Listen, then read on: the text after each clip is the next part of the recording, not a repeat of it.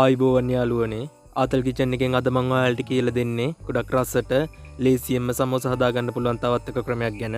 ඇත්තටම යාළුවනේ මේක ගොඩක් රසයි වගේම අපිට හදාගන්නත් ගොඩක් ලේසියි. අපි එනම් බලමු රසට ලේසියෙන්ම මේ සමෝසා එක හදාගන්නේ කොහොමද කියලා. මුලින්ම මම මේ විදිහට පාන් ලෑස්ති කරගෙන තියෙනවා. ඊට අමතරව තඹගත් අල්ල ටිකක්, ඒ වගේම කපාගත්ත ලොකු ලෝණු, සුදු ලෝණු, කරපිංච සහ මිරිස් ලෑස්ති කරගෙන තියෙනවා. ඊට අමතරව බිස්කට් කුඩු ටිකක්, ඒ වගේම පාන් පිටි, ඊට අමතරව කෑලි මිරිස්, ගම් මිරිස් කුඩු, කහ කුඩු සහ ලුණු කුඩු ලෑස්ති කරගන්නවා.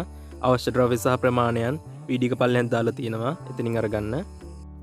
ඒ ඔක්කොම ටික ලෑස්ති කරගත්තන් පස්සේ මම මේ විදිහට තෙල් ටිකක් රත් කරලා ඒකට අපේ සුදු ලෝණු ටික එකතු කරගන්නවා. අපේ අල මිශ්‍රණය හදාගන්න.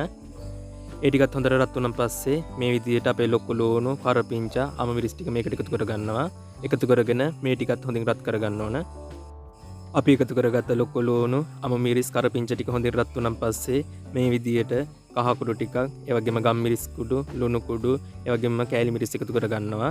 ඔයාලගේ සැර අනුව කෑලි මිරිස්, ඒ වගේම ගම් මිරිස් කුඩු එකතු කරගන්න. ඊට පස්සේ මේ ටිකන් විනාඩියක් විතර සාමාන්‍ය ගින්දරේ හොඳින් රත් කරගන්න.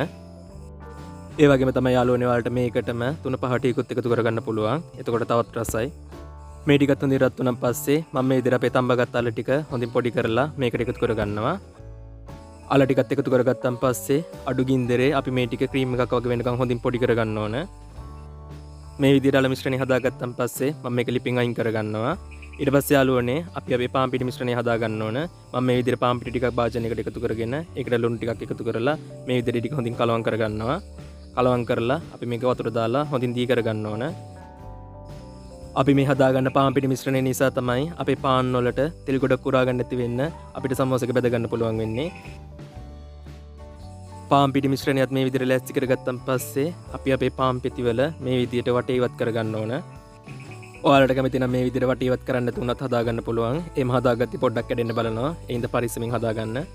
දැන් මේ විදිහට අපේ පාන් පෙති වල වටේ ඉවත් කරගන්න ඕන.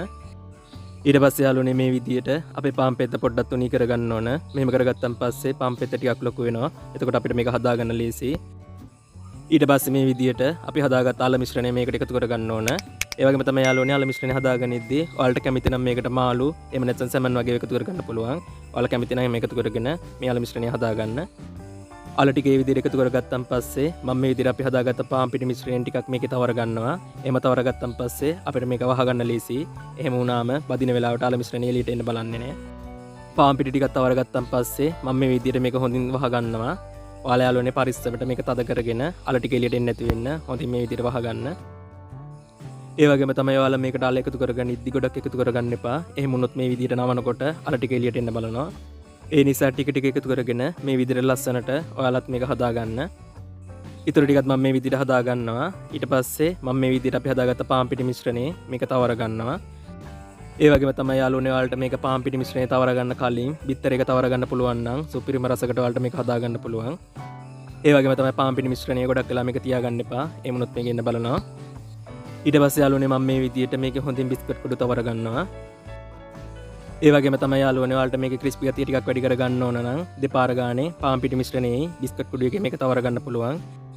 ඒ වගේම තමයි යාළුවනේ ඔයාලට මේක මේ විදිහට අයිස්ක්‍රීම් පෙට්ටියක දාලා හොඳින් වහලා ෆ්‍රිජ් එකේ තියාගන්න පුළුවන් නම් සතියක් විතර මේක කල් තියාගන්න පුළුවන් පදින්නේ නැතුව. ඊටු ටිකත් මම මේ විදිහට හදාගෙන සාමාන්‍ය ගින්දරේ මම මේ ටික හොඳින් බෙද ගන්නවා. ඒ වගේම තමයි යාළුවනේ ආතල් කිචන් channel එකේ තවත් ගොඩක් රසවත් රෙසිපි තියෙනවා. ඒ හැම රෙසිපියක්ම channel එක ඇතුළට ගිහිල්ලා ඔයාලට බලා ගන්න පුළුවන්. ඒ වගේම තමයි ඔයාලා මේ හදන සමෝසෙක මීටවත් වඩා රස කරගන්න පුළුවන්. පල්ලෙහා තියෙන රතු පාට subscribe button එක බලලා එහා පැත්තේ තියෙන bell එකටත් පොල්ලකින් ගහගෙන ගියා නම්. ඒ වගේම තමයි ඔයාලා මේක බෙද ගන්නකොට දෙපැත්ත මාරු කර කර ටික වෙලාවක් හොඳින් බෙද ගන්න. විනාඩි 3ක් විතර සාමාන්‍ය ගින්දරේ මේක හොඳින් බෙදගත්තන් පස්සේ මම මේ විදිහට මේක ලිපින් අයින් කරගන්නවා. ඉතින් යාළුවනේ මේ තියෙන්නේ අපි පාන් වලින් හදාගත්ත ගොඩක් රසවත් ඒ වගේම ගොඩක් ලේසි අපේ සමෝසෙක.